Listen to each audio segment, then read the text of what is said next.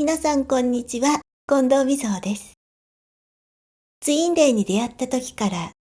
突然と荒波に放り込まれたように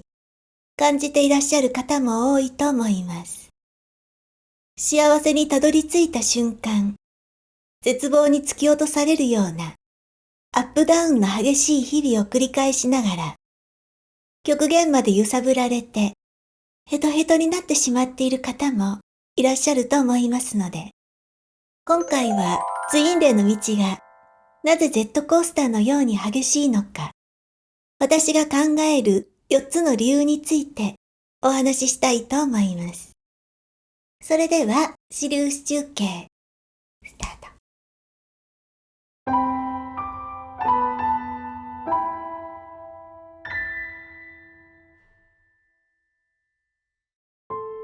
ツインレイの道が激しい理由の一つに、相手が運命的な存在であることが挙げられます。これはツインレイに限りませんが、運命的な存在であるほど、お互いに強い作用を与えて、魂の学びと成長を促しているため、その関わりから受ける影響が強くなる傾向にあります。ツインレイの相手は、魂にとって最大の運命の相手です。そのため、運命的なつながりの他の誰よりも、強力な作用をお互いに与え合います。バイオリズムに例えるなら、ツインレイの相手は最大の波長が生じる相手。嬉しいことも悲しいことも、良いことも悪いことも、極端に現象に現れたり、感情が極限まで揺さぶられます。穏やかな関係を保てる相手は、バイオリズムの波長が小さい相手で、刺激が少なく、楽に関係性を築くことができますが、作用が小さいため、大きな影響を与えることはできません。波長が最大級に振り切るツインレイであるからこそ、お互いの魂の成長のために、大きな変化を促すことができるのです。愛と恐れは表裏一体であるため、愛が深いほどに恐れも深くなります。この世で最も愛しいツインレイの相手が、この世で最も恐れを感じる存在である理由もここにあります。愛も恐れも、これまでに感じたことのないレベルで現れるため、ほんの小さな出来事でも至福の絶頂に上り、些細なことで絶望に落ちてしまいます。しかし、愛と恐れは人によって比重が変わります。魂が癒されていない場合は、恐れにフォーカスしやすくなりますが、魂が癒されてくると、愛にフォーカスしやすくなるからです。ツインレイの相手との体験を通して、魂が癒しに向かうほどに、恐れよりも愛が優勢に働くようになります。ツインレイと出会ってから、運命的な作用が激しくなる理由に、アセンションも深く関わっています。それは、二人が出会うことで、それぞれが下脱へと向かうからです。下脱とは、悩みや迷いなどの煩悩の束縛から解き放たれて、自由の境地に到達すること。愛に迷い、苦しみ、どうすることもできない現実の中で、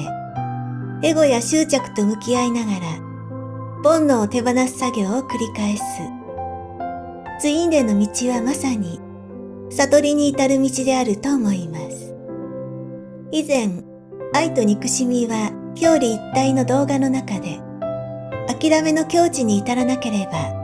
無条件の愛にたどり着けないことをお話ししましたが、相手に対する要望や執着を手放して、条件のない愛に至ることが、下脱であるとも言えると思います。また、5次元に移行するためには、3次元にカルマを残したままでは上がることができません。そのため、ツインレイに出会った時点から、カルマの大生産が始まるため、物事や人間関係が次々と変化をして、古いものが生産の方向へと動き出します。これもツインレイの道が激しくなる理由です。私たちが本当に心の底から変わるとき、それは落ちるところまで落ちたところで変わると思います。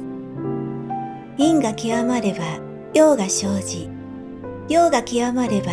因が生じることを対極図が示しているように、極まった瞬間に私たちは次へとシフトすることができるのです。ツインレイの道が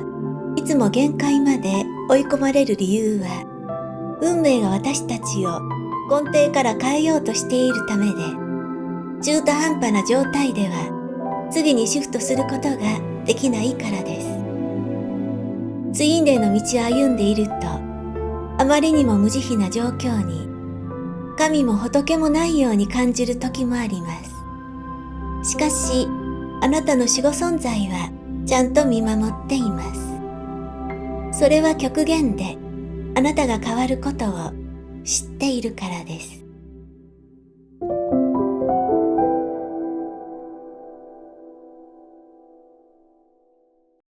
以上の4つが私の考えるツインレイの道が激しい理由です。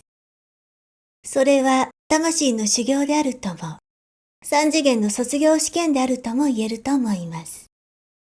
今回は少し難しい話になってしまったかもしれませんが、どうしてこんなに苦しいのか、どうしていつもこうなってしまうのかと、葛藤や疑問を抱える日々の中で、少しでも楽にこの道を乗り越える力となればとても嬉しく思います。